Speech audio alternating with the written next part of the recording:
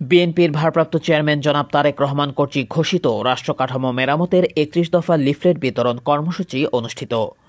এ K M Saiful Alam সরকার, যুগ্ম সাধারণ সম্পাদক, তরুণ দল কেন্দ্রীয় কমিটির নির্দেশনায় ঢাকা জেলার তরুণ দলের সদস্য সচিব মোহাম্মদ ফেরদৌস শিকদারের নেতৃত্বে আশুলিয়া ইউনিয়নে এক বিশাল কর্মসূচির আয়োজন করা হয়। উক্ত কর্মসূচি সঞ্চালনা করেন আশুলিয়া থানা তরুণ দলের অন্যতম নেতা মইনুল ইসলাম রনি, মাসুম রেজা মধু ও আসাদুজ্জামান আসাদ সহ আশুলিয়া ইউনিয়ন তরুণ দলের অন্যান্য নেতৃবৃন্দ। অনুষ্ঠানে সহযোগিতায় ছিলেন আশুলিয়া থানা ও ইউনিয়নের যুবদল ও ছাত্রদলের সম্মানিত নেতাকর্মীরা।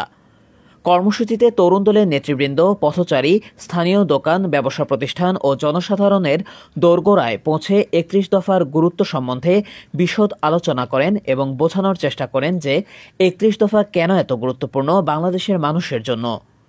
অনুষ্ঠানে অংশগ্রহণকারী সকল নেতাকর্মীদের আন্তরিক ভালোবাসা ও শুভেচ্ছা জানান মোহাম্মদ ফেরদৌস শিকদার, সদস্য সচিব, বাংলাদেশ জাতীয়তাবাদী তরুণ দল, ঢাকা জেলা।